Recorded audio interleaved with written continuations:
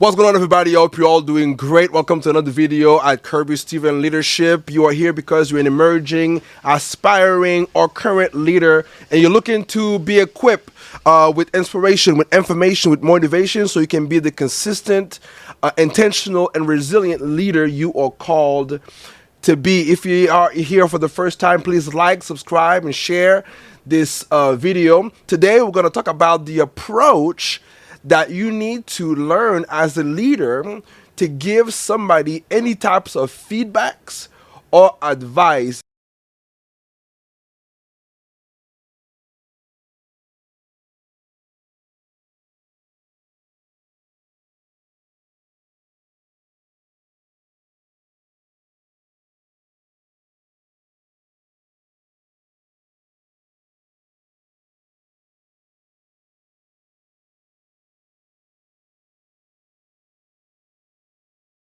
Of instruction that will inspire you to take a different approach to how to approach somebody who may be messing up in your team or around you, and how to give great feedback. And then we're going to come back to you. People don't like feedback. People also don't like advice, even if they come to you and say, tell me what to do. And that's true. People don't like advice. People don't like feedback. And a lot of people, a lot of the time, that's what people don't ask for it. They don't ask for advice. They don't ask feedback because, especially when they know they mess up, they don't want to hear it. I'm a youth pastor. I'm a youth and young adult pastor, and even though I know I do great, and I have great, word. My pastor is very generous with his compliment at times. But sometimes, even though you're doing great, there's a tingling in the heart. That little butterfly in the belly when someone comes to tell you, "Can I give you some advice? Can I give you some feedback?" Already, you have that thing in the heart that's like, "Oh man!" Even though overall you're doing great, but just because of that few words, it creates a level of anxiety. So be careful about that, right? Another story, and then I'm going to go back to the video. I'm going to let her finish talking for sure. I went to a networking event recently, and you have 30 seconds to give a pitch about what you're doing, and I messed it up. I totally messed it up. I missed it. It wasn't great. I was blabbering, repeating myself, and I knew I wasn't doing well. I knew it. I wasn't doing well. But you know what? Somebody from there realized I really love him. I consider him my mentor, and he sent me a message and said, "Hey, are you okay with me to spend 10 minutes with me? I would like to give you some feedback, some advice." I said yes, but in my gut, I was like, man, ugh. So please know that at the forefront, even if somebody overall is doing great and you want to give an advice, a feedback to somebody, assume that they are already uncomfortable. Let's keep watching. And then you tell them, guess what? They're not going to do it. People don't like to feel like their sense of self-efficacy is lowered. And when you give advice or give feedback, sometimes that's what it feels like to them. So one thing I've learned about feedback is it's all about how you say it. You have to start with something validating first. Let's say you need to give someone feedback on their behavior. Don't validate their behavior, because that's the thing you need them to change. And that's super important. A lot of people, when it's time to give them a feedback or a correction on the things they need to correct, they start by validating what they need to correct. You can't do that. For example, hey Kirby, I loved your sermon and I think you spoke great. Or I love your video and I think your videos are amazing. But this is what you need to change. No, you have to validate them in something else. Example, hey, I love how you address people on stage.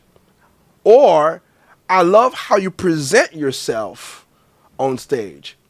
But then you want to comment on the way you delivered, right? So it's good to validate the person on how they approach the stage, how they present themselves on the stage.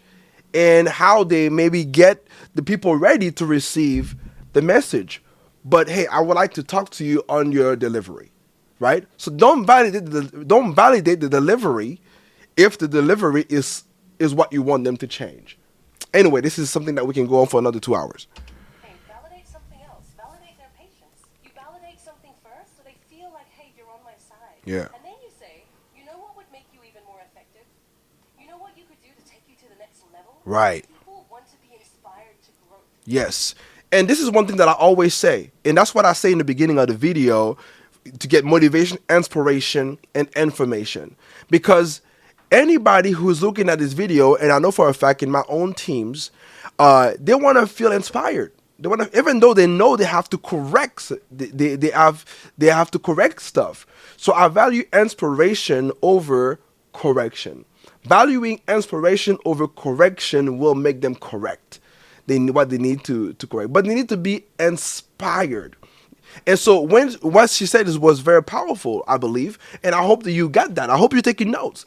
Like, hey, this is what can add value to yourself. This is what can bring you up to the next level in your interaction with others. This is what can benefit you from doing what you're doing, right? So those words are very powerful. And I remember when I started to use those words and to add value to this comment and piggybacking on what the person already said, or based on the person's idea, I would like to add this. So everything that would feel like the person is valued, right? And this idea that I'm bringing forward for you will bring them to enhance whatever they needs to correct. This is awesome. I'm sorry, guys. I'm cutting because I'm excited. This is awesome. Because then you're coming from a place of, hey, I want to see you succeed, as opposed to, hey, you're doing something wrong, fix it. Right. So this is very powerful, right? There's a difference between, and this is a channel for leaders, okay? Not for bosses. Now, if you're a boss and you want to be a leader, this is a great way for you to change that, right? And so as we leading people, more than managing people, we're leading people that leads others in most cases, right? So you leading yourself, you're leading others that leads others. You want to make sure that you don't give the boss vibe, but the leader vibe. That when they come to you, they will leave the room inspired, motivated, and equipped, information, to do better, to do more. Now, of course, there's always room for the other conversation. Sometimes some people are just not fit for the position that they're in. But even that, they can leave the position aspiring for something else or something more, right? So as a leader, your approach is powerful.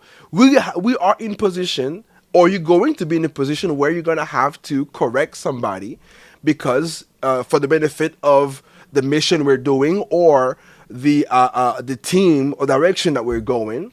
But we can do it in a way that will inspire. So inspiration has more value than correction.